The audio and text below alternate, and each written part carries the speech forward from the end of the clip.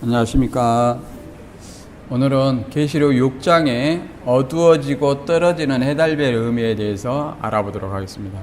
우리 오늘 말씀을 들을 때 신천지 여러분들은 해달별이 장막성년의 목자, 전도자, 성도다 이렇게 생각하는데 과연 그런지 한번 살펴보도록 하겠습니다. 그리고 이게 해달별이 어두워지고 떨어진다는 것이 곧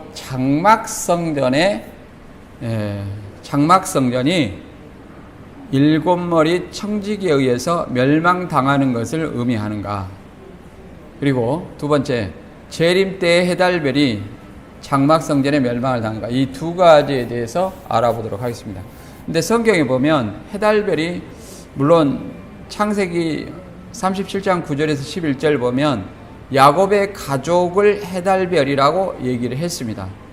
거기서는 이제 특정한 어떤 12별이라고 분명하게 해와 달과 11별이 내게 절해야 되냐 이런 어떤 말이 나오는 것으로 12별이라고 얘기를 하고 있습니다. 그래서 과연 어떤 이 해달별이 특정한 어떤 이스라엘 야곱의 가족만을 의미하는가, 오늘 그것도 한번 생각해 보면서 알아보도록 하겠습니다.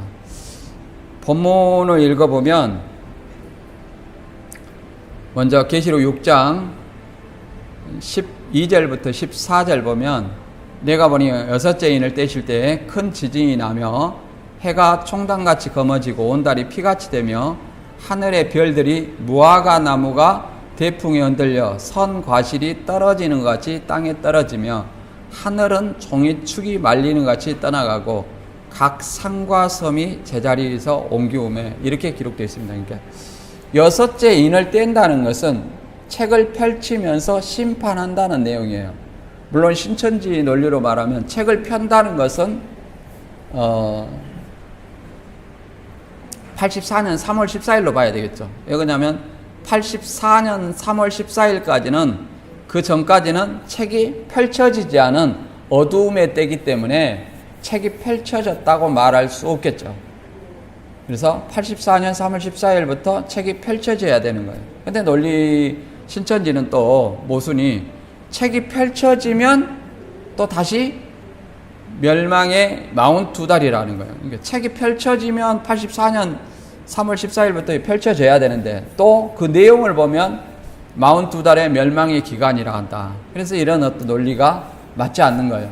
그리고 해달별이 떨어지고 어두워지면서 각 산과 섬이 제자리에서 옮긴다 그러니까 야 이게 간판이 바뀌어가지고 소유권이 바뀌었다 이렇게 얘기를 하는데 이것도 논리에 맞지 않습니다. 같은 맥락에 해달별이 떨어지고 지진으로 산과 섬이 진동하는 것을 여기 계시록 6장 14절에서는 제자리에서 옮기운다 이런 표현을 쓰고 있습니다. 그래서 신천지는 이렇게 얘기를 하는데 한기총 소속 장로교 순복음 교단을 교리해가지고 육적인 해와 달과 별이 실제로 어두워지고 떨어지는 것 천재지변이다 그렇게 얘기를 하고, 또 신천지는 해달별은 창세기 37장 9절에서 11절과 같은 하나님께 속한 영적 이스라엘의 목자, 전도자, 성도이다. 이들의 부패로 인하여서 끝나는 재앙으로 영적 이스라엘 선천세계 곧 정통교회의 종말이다 이렇게 얘기를 했습니다. 여기서 이스라엘이라는 것은 문제는 이스라엘이라는 어떤 논리로 정통교회의 끝이다 이렇게 설명했는데 이 말은 맞지 않고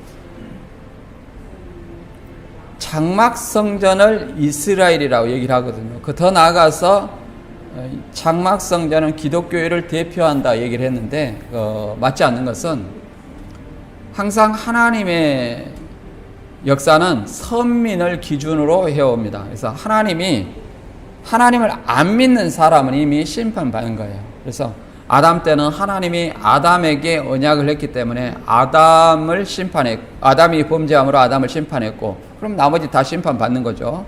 더 나아가서 초림 때는 유대인만이 하나님을 믿었어요. 그들이 어디에 있으면 예루살렘. 그래서 예루살렘을 심판하는 것을 이제 뭐 해달별이 어두워진다. 요엘서 말씀에 이제 이렇게 설명을 하고 있습니다. 그러면 오늘날의 해달별은 무엇을 얘기한가? 신천지 말대로 이스라엘이라면 장막 성전이 하나님 믿는 사람이 아니에요. 오늘날에는 하나님 믿는 사람은 장막 성전에만 있는 것이 아니라 전 세계에 예수 그리스도를 믿는 사람이 있습니다. 그리고 혈통도 아닙니다. 그래서 이스라엘 지파를 무슨 지파 해서 나누는 것도 성경에 맞지 않다. 그러면 이 구체적으로 해달별이 어두워지는다는 어떤 의미는 무엇인지 한번 살펴보겠습니다. 신천지는 이 해달별이 뭐 정통교회 종말이다 했는데 사실은 장막성전의 종말을 이렇게 설명하라는 거죠. 정통교회 종말이라면 정통교회가 84년 3월 14일 날 마운트들 끝나고 멸망을 당했어야 되는데 이만희 씨에 의해서 멸망을 안 당했잖아요. 그냥 논리에 맞지 않고 확대 해석이다. 그래서 이 그림을 보면 유재열의 장막성전, 이 교회의 구성원, 목자, 전도자, 성도를 해, 달, 별로 얘기를 했다.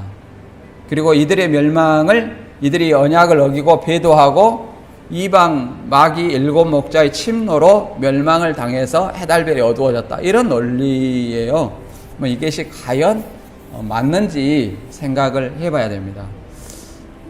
이것을 말 그대로 신천지 논리를 보더라도 해달별이 이스라엘의 선민이라면 초림 때는 물론 유대인이 심판을 받는 것이 해달별이라고 말할 수 있죠. 오늘날의 해달별은 장막성전이 과연 선민이냐 아니면 예수 그리스도를 믿는 사람이 선민이냐. 예수 그리스도를 믿는 사람을 선민이라 하지 장막성전은 유인구 씨에게 순종하면 뭐 3년 반 안에 이루어지겠다. 이게 그 선민을 얘기하는 거 아니에요. 그리고 계시록에 나오는 일곱 별 일곱 교회는 일곱 별과 일곱 교회의 사자는 장막성전 이 하나의 교회를 얘기하는 것이 아니라 소아시아 일곱 개의 공동체를 얘기합니다. 그래서 소아시아 공동체를 얘기하는데 과연 이 일곱 교회가 한 교회로 대치될 수 있느냐? 대치될 수 없죠. 그렇기 때문에 일곱 별을 일곱 교회의라는 말을 빼고 일곱 사자 이렇게 해요. 일곱 별의 일곱 사자 이 연상을 시키는 거죠. 그래서 계시록에서 일곱 교회를 제외시키는 결과가 났다. 그래서 성경의 계시록의 거룩한 성에 들어가지 못한다겠죠. 가감하면. 그래서 그런 결과를 낳는다. 이제 두 번째 이렇게 보면 창세기 37장에 7장부터 9절에서 11절 읽어보면 이제 해달별이 뭐 야곱과 부인과 자녀들이라 이렇게 얘기를 했는데 실제로 여기에는 그렇게 나와 있습니다. 근데 이것을 목자, 전도자, 성도로 해서 확대 해석 이렇게 해석하는 것은 신천지식의 해석이고 맞지 않다. 물론 창세기 39장 9절에서 10절 읽어보면 야곱의 가족을 목자, 전도자, 성도로 얘기한 것이 아니라 어머니와 아버지와 어머니 그리고 형제들을 해달별로 얘기를 했죠. 요셉의 꿈을 한번 읽어보겠습니다. 창세기 37장 9절. 요셉이 다시 꿈을 꾸고 그 형들에게 고하여 가로되 내가 또 꿈을 꾼즉 해와 달과 11별이 내게 절하더이다 하니라. 그가 그 꿈으로 그 부형에게 고하매 아비가 그를 꾸짖고 그에게 이르되 너의 꿈이 무엇이냐? 나와 내 모와 내 형제들이 참으로 가서 땅에 엎드려 내게 절하겠느니라. 그러니까 이것이 나와 내 모와 내 형제들이 그러니까 정확히 12별이 나와야 되죠. 해, 달, 그 다음에 별은 몇 개? 12별이 나와야 야곱 곧 이스라엘의 가족이라고 얘기를 할 수 있죠. 이스라엘 상징한다고 얘기를 할 수 있지만 이 별이 몇 개라고 나와 있지 않는 것을 구체적으로 이스라엘이다 얘기하기에는 좀 무리가 있습니다. 좀 이따 이제 보시면 알아요. 그리고 더 나아가서 이걸 목자, 전도자, 성도라고 얘기하는 것이 과연 맞느냐? 이것도 생각해 보시기 바랍니다. 오늘날에는 이제 계시록 6장에도 해달별이 어두워지고 떨어진다는 어떤 그런 의미가 있지만 마태 24장 29절에도 그렇게 나와 있습니다. 그날 환란 후에 즉시 해가 어두워지며 달이 빛을 내지 아니하며 별들이 하늘에서 떨어지며 하늘의 권능들이 흔들리리라. 이것을 이제 하늘의 권능들이라고 읽겠습니다. 해달별이. 그래서 이것을 신천지는 진리의 빛이 어두워진다. 진리의 빛이 어두워진다. 이런 영적인 밤이다. 그러니까 계시록 6장에서 6장 사건은 42달 이내의 사건이에요. 그런데 인이 떨어진다는 것은 84년 42달 이후의 사건이거든요. 그러니까 신천지 논리로 보면 이게 맞지 않는 거예요. 더 나아가서 해달이 어두워진 것은 목자와 전도자들이 하나님의 말씀을 증언할 수 없게 된 처지다. 별들이 떨어지는 것은 하늘 장막 성도들이 땅으로 돌아가는 것이다. 이렇게 설명을 하고 있거든요. 근데 과연 이 어두워지고 떨어진 해달별이 장막 성전 사건을 나타내느냐? 이것은 주 재림의 선민의 종말을 사건을 얘기하는 거예요. 오늘날 그리스도인들이 전 세계에 있거든요. 근데 이것이 이 장막 성전의 멸망 후 재림하는 84년 3월 14일을 얘기하느냐, 이거를 잘 생각해 보세요. 해달별이 떨어졌다는 것은 실제로 신천지 논리로 얘기하면 80년 9월 14일이에요. 멸망을 침노를 당하니까. 그때 멸망을 당하고 그때 구원자가 와야 돼요. 멸망을 당하고 해달별이 떨어지고 뭐가 와야 돼? 구원자가 와야 되죠. 근데 그때 구원자가 왔습니까? 42달 후에 84년에 왔다고 하잖아요. 이 논리가 맞지 않다. 그리고 해달별이 목자, 전도자, 성도라는 것은 성경 어디에도 기록되어 있지 않고 신천지가 일방적으로 주장하는 겁니다. 이것은 별들이 말씀이 나오지 않는 것, 땅에 소속이 되었다 이렇게 얘기했는데, 과연 이것이 맞는지 한번 보도록 하겠습니다. 구약에 이제 이것을 구약에 어떻게 설명을 해놨는지, 해달별이 어두워지고 떨어지는 것을 어떻게 설명해 놨는지 우리가 살펴보면 초림 때와 또 재림 때에 이것을 우리가 알 수 있을 겁니다. 이제 바벨론과 에돔과 애굽에 대한 멸망, 심판으로 인한 멸망을 이렇게 해달이 어두워지는 것으로 설명해 놨습니다. 성경에는. 그래서 문자적인 어떤 해달별은 아니라는 걸 우리가 알 수 있죠. 이사야 13장 9절 이하를 읽어보면 이렇게 나와 있습니다.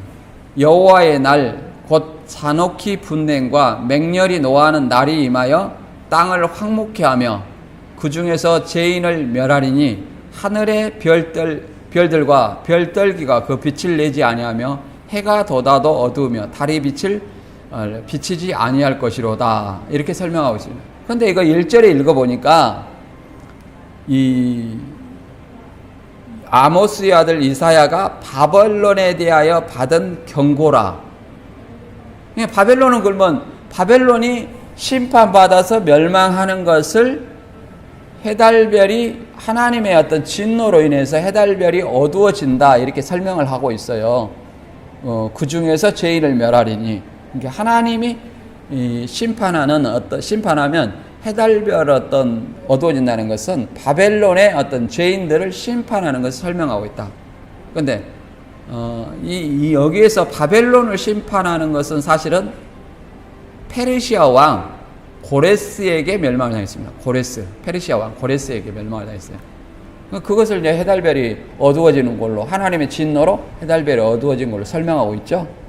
그 다음에 이사야 34장 4절과 5절에 보면 이제 여기도 해달별이 어두워진다고 얘기를 하고 있는데, 여기는 이제 에돔을 심판하는 내용을 해달이 어두워진다고 설명하고 있습니다.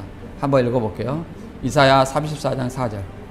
하늘의 만상이 사라지고 하늘들이 두루마리 같이 말리되 그 만상의 세자남이 포도나무 잎이 마른 것 같고 무화과 나무 잎이 마른 것 같으리라.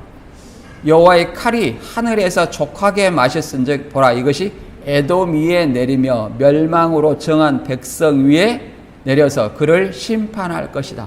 이렇게 설명하고 있어요. 그래서 이 하늘의 만상이라는 것은 하늘의 해, 달, 별들을 얘기합니다. 그리고 하늘들이 두루마리 같이 말려서 포도나무 잎이 마른 같이 무화과 나무 잎이 마른 같이 다 이렇게 어두워지고 떨어진다는 것을 설명하고 있어요. 마치 계시록 6장 12절에 해달별이 떨어지고 하늘들이 이제 두루마리 같이 말려서 떠나가는 것처럼 설명하는 것과 유사합니다. 근데 이것은 5절에 보면 이제 하나님의 진노로 인해서 여호와의 칼은 뭘 의미합니까? 심판을 상징하죠. 그래서 칼이 에도미에 내리며 멸망으로 정한 백성에 내려서 그를 심판할 것이다. 그러니까 해달별이 어두워진다는 것은 하나님의 심판으로 멸망을 당하는 것을 뭐라고 말하고 있어요?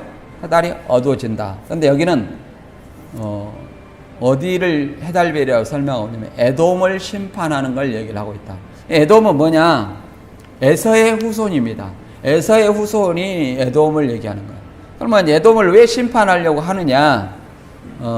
출애굽한 이스라엘 백성이 광야를 지나서 가나안 가는데 이제 에돔의 나라를 지나서 이제 가려고 해요. 형제 나라죠.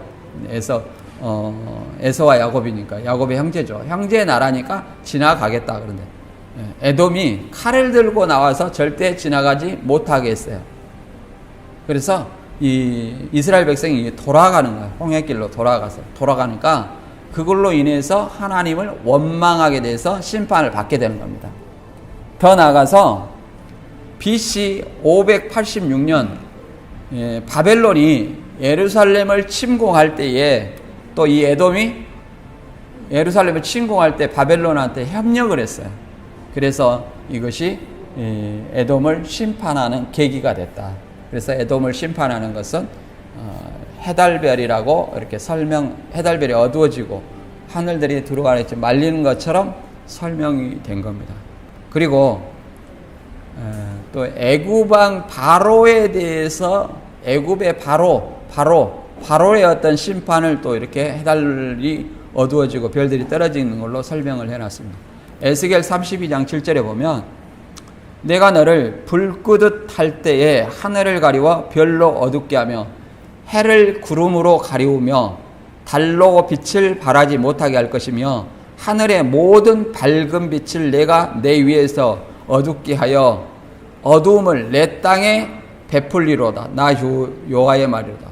이게 누구 애굽을 심판하는 것을 얘기를 하는 거죠. 애굽을 심판하는. 애굽은 이제 왜 심판해요? 이스라엘 백성을 억압을 했죠. 억압을 했기 때문에 심판하는 거죠. 그래서 그냥 문맥을 보면 에스겔서 32장 2절에 보면 인자야 너는 애굽왕 바로에 대하여 애가를 벌러 그에게 이르라. 애굽의 심판을 이렇게 설명을 하고 있는 겁니다. 그러니까 성경은 문맥을 통해서 봐야지 무조건 해달별 나오면 목자, 전도자, 성도 그리고 이스라엘이다. 이렇게 보면 성경을 지금 이 해달별이 지금 이스라엘의 목자, 전도자, 성도인가요? 전혀 아니죠. 그래서 문맥을 통해서 봐야 돼요. 분명한 것은 해달별이 어두워지고 떨어진다는 것은 심판을 의미한다. 분명한 것은 심판, 하나님의 심판으로 멸망당하는 것을 의미한다. 자, 초림 때 해달별이 어두워지고 떨어진 것에 대해서 우리가 좀 잠깐 알아보겠습니다. 요엘서 말씀을 한번 읽어볼게요. 요엘서 2장 31절 여호와의 크고 두려운 날이 이르기 전에 해가 어두워지고 달이 핏빛같이 변하려니와 누구든지 여호와의 이름을 부르는 자는 구원을 얻으리니 이는 나 여호와의 말대로 시온산과 예루살렘에서 피할 자가 있을 것이며 남은 자 중에 나 여호와의 부름을 받을 자가 있을 것임이라.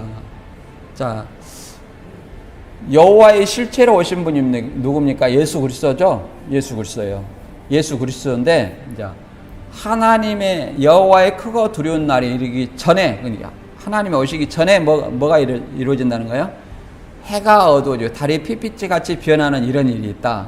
여기서 해가 어두워지고 달이 변한 이런 것을 뭘 상징하느냐? 이 해달이 어두워지고 하나님의 날이 임한다는 거예요. 하나님의 날이 임하고 여호와의 이름을 부르는 자는 구원을 얻고 그 부르는 또 하나님의 부르심을 입은 자가 있을 것이다. 이렇게 설명하고 있어요.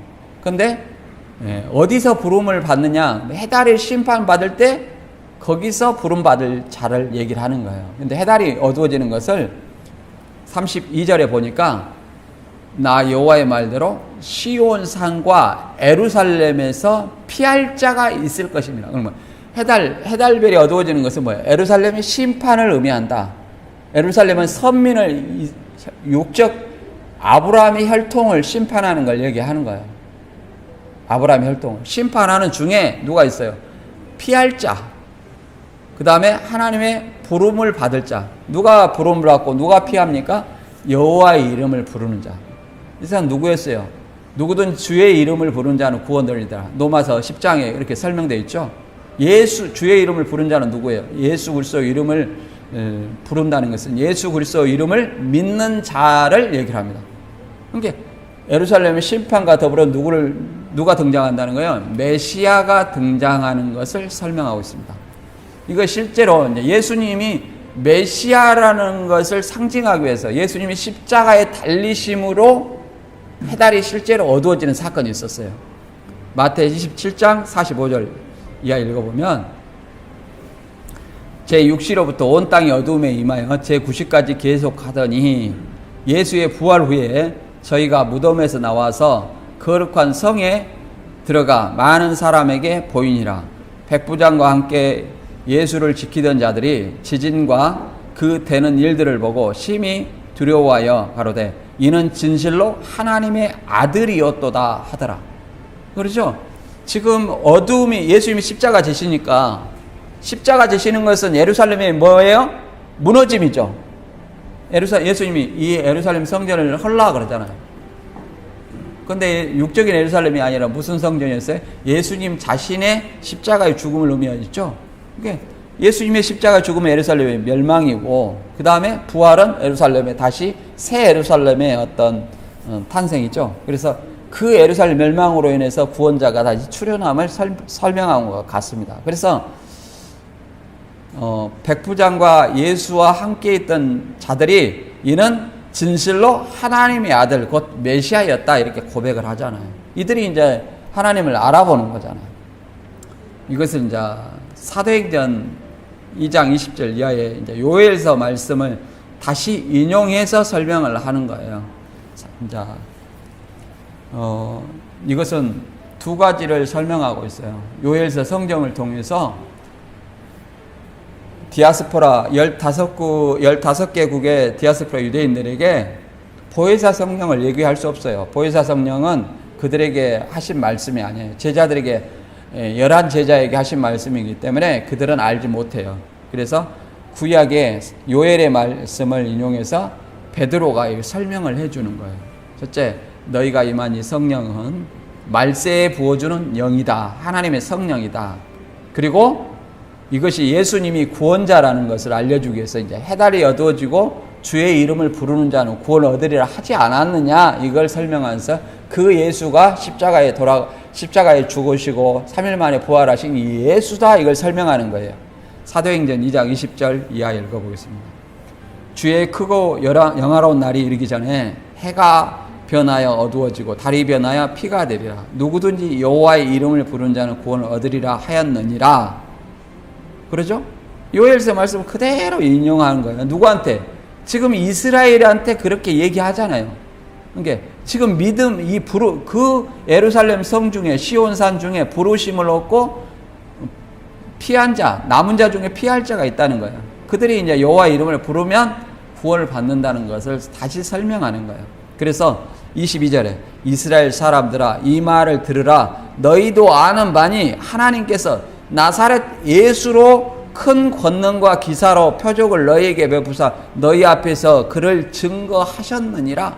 1차적인 이적은 3일 만에 부활한 것이고 2차적인 이적은 오순절 성령이라고 이렇게 말할 수 있어요. 그래서 이 예수가 주의 이름을 부르는 자는 구원을 얻으려 하지 않았냐. 그 예수를 너희가 불러야만 구원을 얻는다 이런 얘기예요. 그러니까 그 전에 해가 어두워지고 달이 변하여 피가 된다는 것은 뭐예요? 이스라엘 곧 예루살렘의 멸망을 상징한다. 실제로 이제 예수님 십자가 달리면 예루살렘의 끝이에요. 그리고 예수님이 또 구원이고 더 나아가서는 이제 AD 70년에 문자적인 그 성까지라도 완전히 심판에서 멸망을 당해서 무너졌습니다. 바벨론 침략, 그 로마의 침공으로 인해서 AD 70년에 무너졌어요. 그래서 이걸 얘기를 하고 있습니다. 그래서 신천지는 뭐 이렇게 문자적인 해달별이 맞지 않다, 이런 것을 설명하면서 예수님이 구름 타고 오는데 지구에 종말이 있다. 그러면 어떻게 불러서 모으느냐? 이 성경이 맞지 않다. 이게 지구의 어떤 종말, 새하늘 새 땅에 관한 어떤 얘기거든요. 새하늘 새 땅.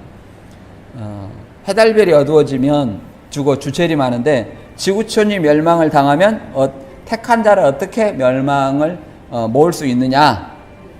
요걸 얘기하는 거예요. 이것은 처음 하늘과 처음 땅과 바다가 없어지는 어떤 해달별이 없어지는 사건과 동일하게 동일선상에서 놓고 보는데, 이것에 이제 두 가지 견해가 있어요.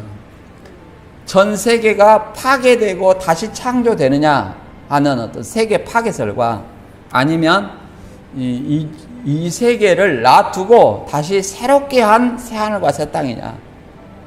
그래서 이것을 만유갱신설이라고 합니다. 만유갱신설. 우리 개혁 측은 만유갱신설을 믿습니다. 만유갱신설이라는 것은 계시록 21장 5절에 보면, 보라 내가 만물을 새롭게 하노라. 새로운 거예요. 신천지처럼 뭐 이렇게 나팔 불어도 아무런 어떤 변화도 없고 영생도 없고 죽은 자의 부활도 없는 그런 변화를 얘기를 하지 않습니다.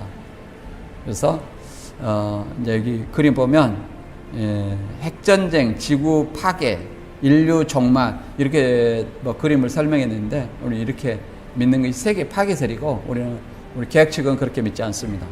그리고 초림에는 평화 있는데 재림은 뭐 인류 파괴다, 이건 맞지 않다. 초림과 재림은 분명히 달라요. 초림과 재림은 예수 그리스도께서 십자가에 죽으시고 3일 만에 살아나서 모든 사람이 예수 그리스도를 구원자로 믿을 만한 근거를 준 거예요. 그리고 육적인 마리아의 몸에서 태어난 그 예수가 죽었다가 3일 만에 살아난 하나님이라는 것을 통해서 믿을 만한 근거를 줬다. 근데 재림은 이제 마리아의 몸에서 태어난 것이 아니라 부활한 예수님이 오셔서 이 세계를 끝낸다는 거예요. 믿는 자는, 믿다가 죽은 사람은 첫째 부활하고, 예수 그리스도 재림할 때 믿는 사람은 이제 예수님처럼 부활한다는 거예요. 그래서 예수님처럼 부활하면 영생하는 몸이고 초월적인 몸이에요. 이런 몸이 아니에요. 이런 몸이 아니에요. 그래서 이것이 뭐 예수님이 나한테 왔는데 뭐 늙어서 죽어간다, 또 말 바꿔가지고 곧 이루어진다, 신이라빌도 없습니다. 이제 그런 논리로 계속 희망 고문을 하는 거죠. 시한부로 희망 고문을 하는 거예요. 그건 성경적이 아닙니다. 예수님 오면 심판과 구원, 영생과 영벌, 천국과 지옥, 이렇게 갈라지는 거예요. 성경 어디를 보나 마찬가지입니다. 그러면 계시록의 때, 재림 때 해달별이 어두워지고 떨어지는 것은 뭐냐? 계시록 6장 우리가 12절과 14절, 그 다음에 마태 24장을 통해서 한번 알아보도록 하겠습니다. 내가 보니 여섯째 인을 떼실 때 큰 지진이 나며 해가 통담같이 검어지고 온달이 피같이 되며 하늘의 별들이 무화과 나무가 대풍에 흔들려 성과실이 떨어지는 같이 땅에 떨어지며 하늘은 종이축이 말리는 것 같이 떠나가고 각 산과 섬이 제자리에서 옮기우매, 이렇게 기록이 되어 있습니다. 그래서 마치 이사야 34장 4절에 에돔의 심판을 연상하는 어떤 그런 내용이 나옵니다. 과연 이걸 뭐냐?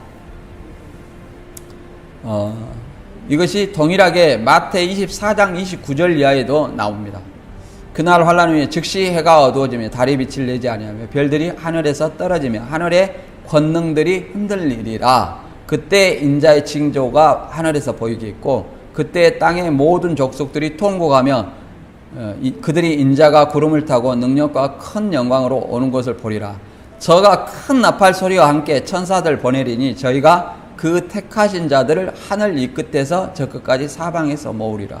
그러니까 여기서 해달별이 어두워진다는 것은 곧 하나님의 이스라엘, 영적 이스라엘의 어떤 심판이라고 말할 수 있고, 이 영적 이스라엘 선민은 장막 성전이라 전 지구적이다 이 말이에요. 전 지구적.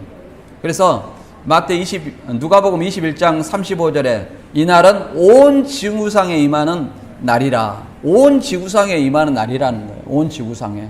그래서 예수님이 이제 오시기 전에 그들을 심판함으로 말미암아 땅의 모든 족속들, 곧 예수 그리스도를 믿지 않는 불신자들이 통곡을 한다는 거예요. 그리고 믿는 자들은 구름 타는 것을 보고 천사가 사방에서 택한 자를 모은다는 거예요. 천사가. 뭘 불어서? 나팔 불어서. 물론 초림 때는 예수님이 제자들이 전도를 해서 했지만 재림 때는 그 나팔은 그냥 나팔이 아니에요. 그냥 나팔이 아니라 그 나팔 소리를 들으면 죽은 자들도 예수님처럼 부활하고 우리도 예수님과 같은 부활의 형체로 변한다는 거예요. 그냥 다른 거예요.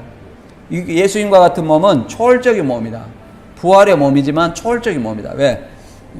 공간을 초월하는 몸이고, 그 다음에 먹어도 되고 안 먹어도 되고, 구름 쏘고 올라갈 수도 있고, 이런 몸이다. 신일합일해가지고 이런다는, 신령한 몸으로 살아가지고 다시 육신 속으로 들어간다는 말은 성경에 어디에도 없습니다. 죽은 자가 부활하고 살아있는 우리도 변한다. 어떻게? 예수님과 같은 부활체로. 이것이 성경입니다.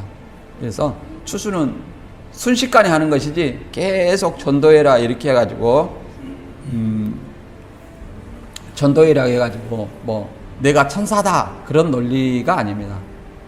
그래서 이 말씀을 다시 한번 정리하면 구약의 해달별을 어두워진다는 것은 에돔의 심판이었고, 그 다음에 바벨론의 심판이었고, 애굽을 심판하는 것이 상징이었습니다.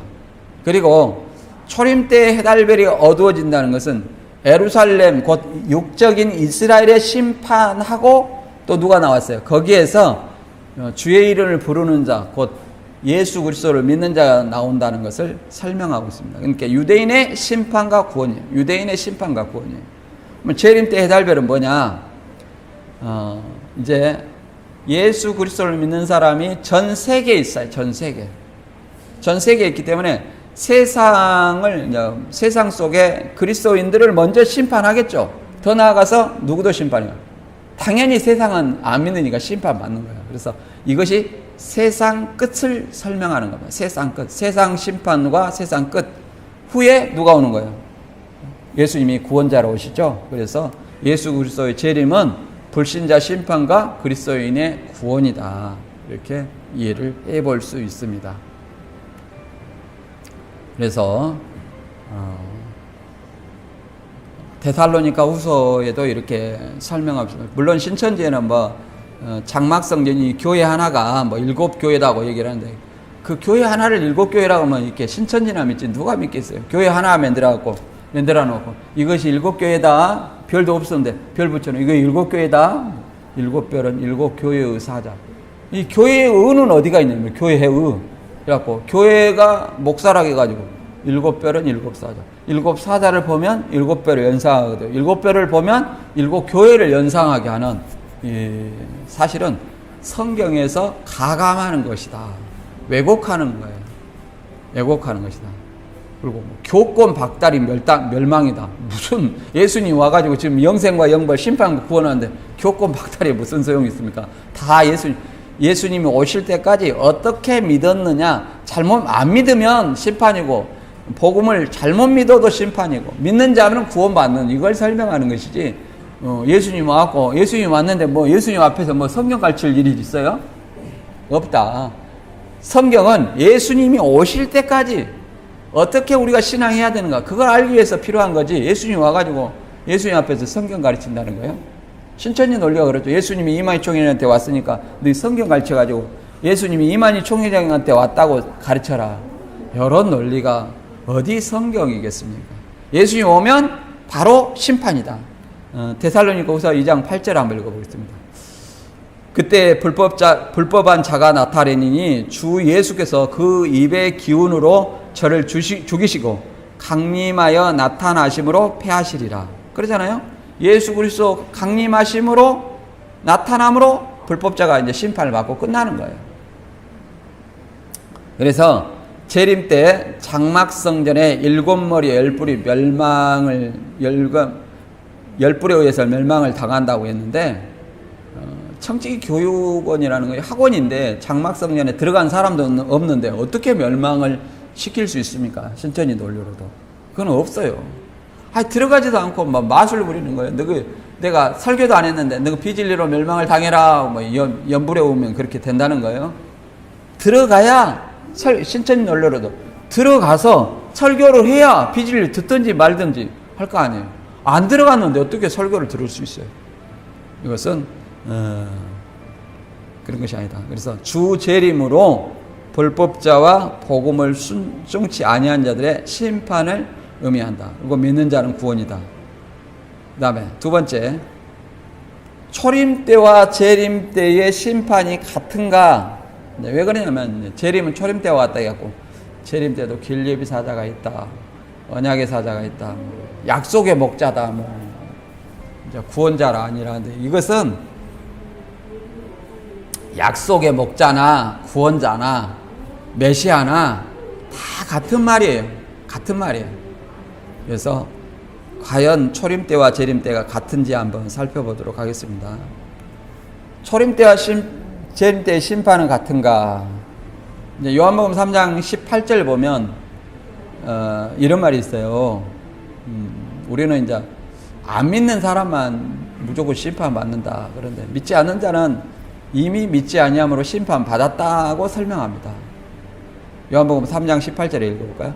저를 믿는 자는 심판을 받지 아니하는 것이요, 믿지 아니하는 자는 하나님의 독생자 이름을 믿지 아니함으로 벌써 심판을 받은 것이니라. 믿지 아니함으로 이미 심판을 받았다. 믿는 자는 구원을 받은 거고, 이렇게 갈라지는 겁니다. 그리고 심판은 어디서부터 시작하냐? 하나님의 집에서부터 시작한다. 하나님의 집에서 심판하고, 하나님 집에 어떻게 가짜 교인들이 있어요.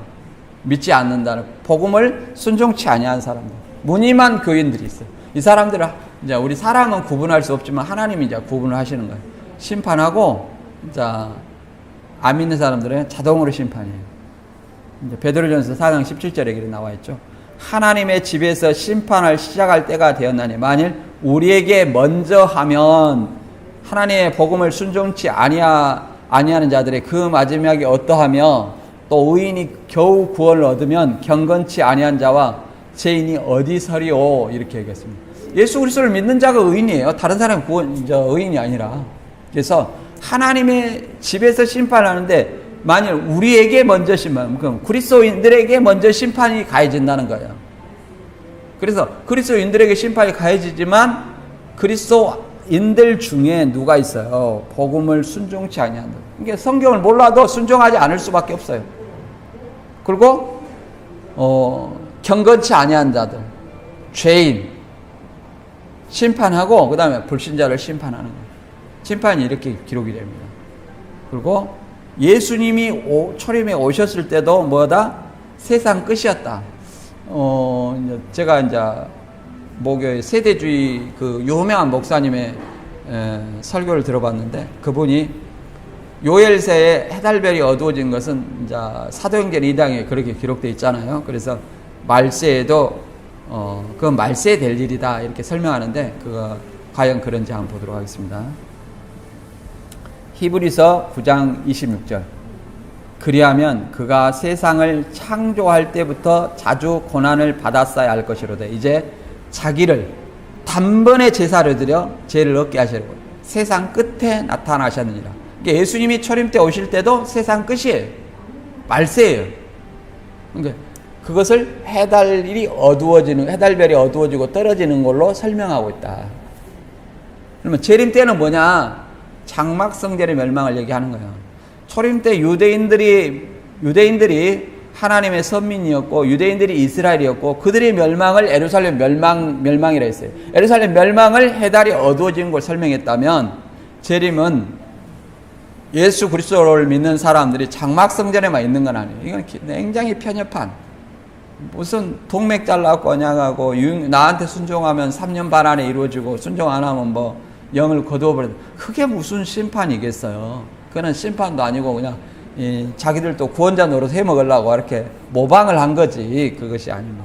성경에 피라는 것은 희생을 의미하지 이게 모방해갖고 자기 스스로 동맥에 잘랐다 이건 자해입니다. 자해한 사람들은 어디가 있어요? 정신병원에 있죠. 자해한 사람은 정신병원에 있지 그것이 뭐 언약이 될 수 없습니다. 그래서 누가복음 21장 35절에는 이렇게 말합니다. 그리스도인 전 지구적으로 있다 있죠. 그래서 누가복음 21장 35절에 이날은 온 지구상에 거하는 모든 사람에게 임하리라. 온 지구상의 모든 사람에게 임한다는 거예요. 이러므로 너희는 장차 올 이 모든 일을 능히 피하고 인자 앞에 서도록 항상 기도하며 깨어 있으라 하시니라. 그러니까 예수님의 재림이 온 지구적으로 오니까 뭐예요? 우리는 이 성경을 보면서 어떻게 우리가 이 재난을 이렇게 심판하면 심판받지 않는 대상이 될 것이며 어떻게 우리가 구원받는 사람이 될 것인가 이걸 보면서 말씀을 상고하면서 깨어 기도하는 거예요. 말씀을 상고하면서 복음을 순종치 아니한 자들 심판받으니까 그러는 것이 신앙이지 무슨 모방을 해갖고 이거 믿어라 모방을 해갖고 이거 믿어라 네가 해고 너는 달이고 그런 논리로 보면요 신천지도 이미 해달별이 다 어두워졌어요. 왜? 이만희 씨와 세언야가 7 교육장 7갈래로 흩어졌어요. 그리고 많은 어떤 그 지파장들이나 떠나갔잖아요. 뭐 해달별이 어두워진 거 맞아요, 안 맞아요? 맞잖아요.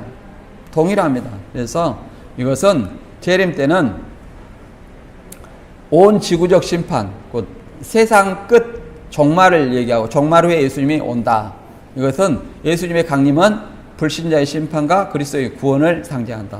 결코 장막성전 유인구 씨에게 순종해라. 이것이 언약이 아니다. 그리고 그 사람들은 그리스도인도 아니에요. 유인구를 믿는 사람이지 그리스도 아니에요. 신천지인도 그리스도인이 아니에요.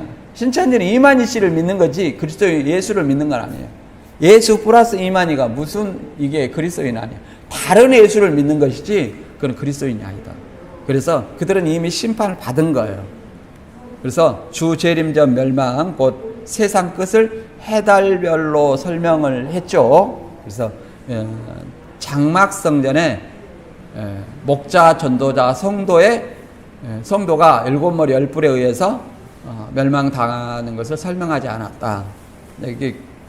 여기 이제 계시록 실상의 전장의 흐름을 보면 이렇게 보습니다. 우리가 크게 보면 초림과 재림을 볼 수 있는데 출애굽한 이스라엘 백성들에게 모세가 시내산에서 언약을 세웠습니다. 그게 첫 언약이에요. 첫 언약인데 뭘 세웠어요? 율법으로 세웠죠. 율법. 그리고 짐승의 피로 했죠. 그들이 육적인 이스라엘이에요. 그 율법인 첫 언약은 언제까지 있어요? 예수님이 오시기까지 있어요. 예수님이 오셨잖아요. 그러니까 율법과 선지자는 요한의 때까지 끝났다. 그러면 첫 언약이 끝이에요. 예수님이 십자가 죽으심으로 다시 새 언약 세웠죠. 새 언약은 뭐예요? 복음이잖아요. 새 언약 곧 성찬식을 통해서 내가 올 때까지 이걸 행하여 기념하라. 그러면 예수님 오면 끝나는 거예요. 새 언약은. 예수님 와갖고 뭐 새 언약 세고 이게 아닙니다. 예수님 오면 새 언약이 끝나는 거예요. 구약의 율법이 예수님이 초림으로 끝났듯이 예수님이 새 언약을 십자가의 지심으로 세웠어요. 그 새 언약은 언제 끝나요? 예수님의 재림으로 끝나는 것이 재림이었고 뭐 재림 전에 유재열 첫 언약, 이만희 총회장의 뭐 새 언약 이런 논리가 성경에는 없다. 그래서 오늘날에 뭐 히브리서 8장에 새 언약의 유다와 이스라엘은 첫 언약 혈통의 이스라엘이 아닌 예수 그리스도인을 유다와 이스라엘이라고 얘기합니다. 하나님의 법을 생각에 두고 마음에 기록하리라. 하나님의 법은 그 계시록이 아니라 뭐예요? 복음을 얘기하는 거예요. 예수 그리스도가 우리의 구원자다 하는 복음을 생각과 마음에 기록한다는 것이다. 그리고 이제 여기 보면 실상이 나와 있는데 뭐 80년 9월부터 옛날에 80년 3월부터 9월까지 반시가 6개월이라고 했는데 반시간이라는 걸 알아가지고 30분을 고쳤어요. 근데 지금 현재 사라졌다. 그리고 9월부터 간판이 바뀌었다. 이제 멸망자가 들어갔다는 논리를 안 해요. 멸망자 7마리가 들어가고 멸망시켰다. 이런 논리를 얘기 안 합니다. 그러면 장막성전이 이삭교회로 바뀌어버렸다. 그러니까 이것도 간판도 말이 많아요. 이삭중앙교회로 바뀌었다. 이삭중앙교회 바꿨다. 그 다음에 이삭교회다. 진짜 간판을 보니까 뭐야? 이삭중앙교회도 아니고, 목간판이 이삭교회도 아니고, 이삭중앙교회도 아니고, 화천 이삭교회예요. 이렇게 말했으니까 또 바꿀 수 있어요. 이제 그 다음에는 화천 이삭교회 이렇게 바꿀 수 있습니다.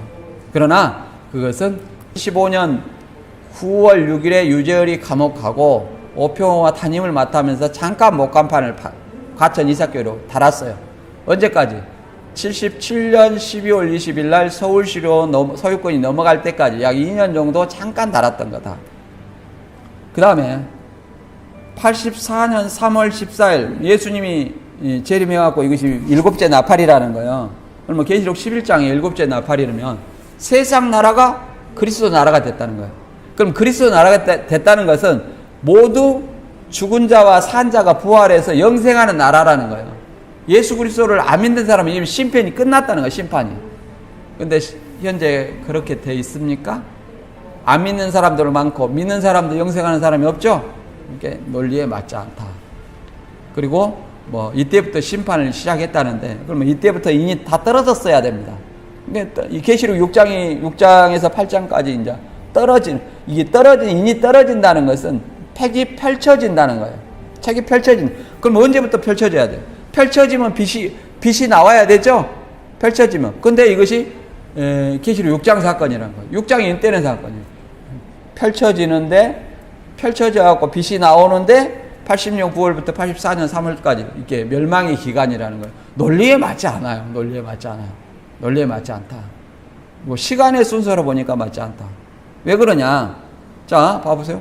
84년에 예수님이 재림하고 베드멜망 후에 재림하고 91년 3월 14일 날에 혼인잔치집에 또 왔고 그 다음에 첫째 부활할 때 또 예수님 오고 재림, 삼림, 사림 이렇게 됩니까? 이것이 이렇게 따로따로 이렇게 날짜로 이루어진 것, 이 날짜 잡은 것 자체도 잘못되었지만 따로따로 오지 않고 이게 동시에 이루어진 거예요. 예수님이 재림하면 대접 심판에서 멸망을 당하는 것처럼 심판받고 그 다음에 예수님이 오시는 그곳이 혼인잔치고 예수님이 오실 때 누가 부활하고 죽은 자가 첫째 부활하고 우리도 변화하는 이런 게 이렇게 되는 거지. 예수님이 왔는데 그냥 혼인잔치집은 나중에 7년 뒤에 91년 3월 14일이다. 그때부터.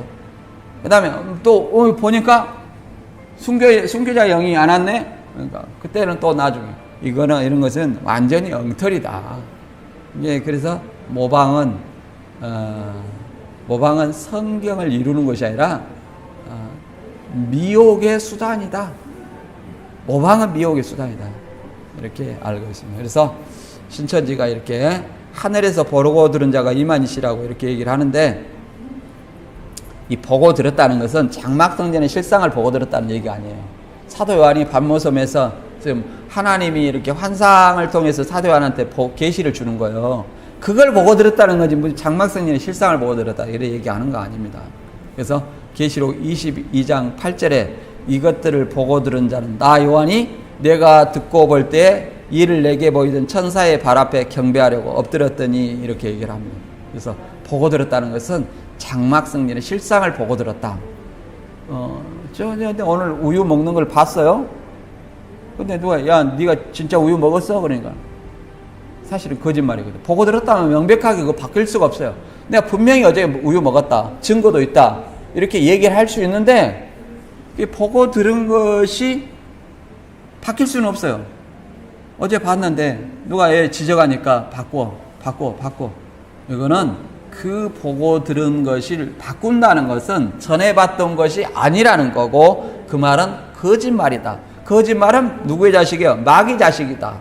누가 그래야 신천지에서 그러죠. 그래서 성경을 인용해서 그렇게 말하잖아요. 그래서 보고 들은 실상이 바꾸어진다는 것은 전에 봤던 것이 거짓말이 들통났다는 것이고 곧 마귀의 자식이라는 거다. 그리고 교리가 바뀐 것이 때에 따른 양식이다. 그러면 계시를 받았는데 천사가 예수님이 천사한테 야 지금 보여준 거 잘못했다 해라. 다시 말 바꿔라. 내가 가만히 생각해보니까 그거 아니야. 다시 말 바꿔. 이렇게 했다면 성경이 바꿔져야 돼요. 성경이 바꿔집니까? 사람이 말을 바꿔도 그 사람을 신뢰할 수 없다고 얘기를 합니다. 근데 하물며 예수님이 보냈다는 구원자라고 사칭하는 사람이 수시로 말을 바꾸고 이렇게 하면서 구원자라고 말할 수 있나요? 이거는 성경을 믿는 것도 아니고 하나님 예수님을 믿는 것도 아니고 그냥 사람 자체를 믿는 거예요. 자체를. 그래서 결코 이만씨는 요한을 사칭한 것이고 실상을 보고 들은 것이 아니다. 과거, 실상이라는 건 보고 들었다는 것은 이미 과거예요. 과거 일이라는 것은 절대 바뀌면 안 되는 것이다. 그래서 또 계시록도 이김으로 인을 뗀다 그 말했죠. 이김으로 인을 뗀다. 이겼다는 것은 이겼다는 것은 예수님이 십자가에 지시고 3일 만에 부활한 것을 사단의 죄와 사망 권세를 이겼다고 얘기를 합니다. 그러니까 뛸 수 있다는 거예요. 그러면 보좌에 올라가서 뛰죠. 그러면 예수님이 보좌에 올라간 때가 언제예요? 십자가에 죽으시고 부활하셔서 보좌에 올라가셨죠. 언제예요? 초림이죠. 그러니까 초림 때 이후에 계속 펼쳐진 거예요. 우리로 이렇게 보고 그래서 요한 계시록이잖아요. 이미 펼쳐진 책이에요. 근데 뭐 계시록에 80년 9월에 봉한 이거는 이단 논리죠. 그것에 매여가지고 낱말 짜맞추기 아니면 안 풀어진다. 이건 굉장히 잘못된 해석이다. 그래서 계시록 22장 10절에는 또 내게 말하되 이 책의 예언의 말씀을 임봉하지 말라. 때가 가까우니 임봉하지 말라는 것은 펼쳐졌다. 이렇게 설명할 수 있습니다. 그래서 다시 한번 설명하면 해달별이 어두워지고 떨어진다는 것은 문맥에 따라서 바벨론이나 애굽이나 에돔을 심판을 설명했다. 그리고 초림 때는 요엘서에 있는 해달이 어두워지고 예수님이 출현한다는 것은 예루살렘의 심판을 의미한다. 그 다음에 재림 때는 뭐예요? 오늘날 전 지구촌에 있는 모든 그리스도인의 심판이고 종말을 의미한다. 왜 그냥 믿지 않는 사람이 이미 심판하기로 작정이 돼 있고 믿지 않는 사람은 심판 받았기 때문에. 그리고 더 나아가서 이제 재림 때 해달별이 장막성전만을 의미하지 않는다.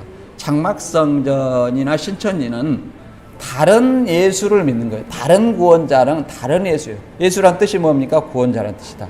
그래서 다른 예수를 믿는 것은 다른 복음이고 다른 복음 본다는 예수 그리스도 재림함으로 이미 지옥 형벌이 예비되어 있다.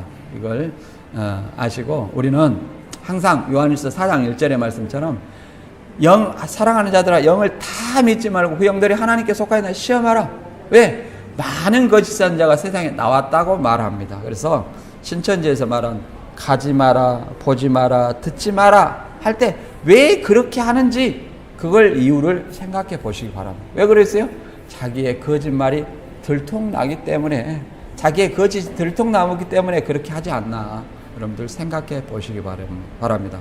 오늘 해달별이 어두워지고 떨어진다는 의미에 대해서 살펴봤는데 궁금하신 사항은 댓글 달아주시기 바랍니다. 다음에 다른 주제를 가지고 찾아뵙겠습니다. 감사합니다.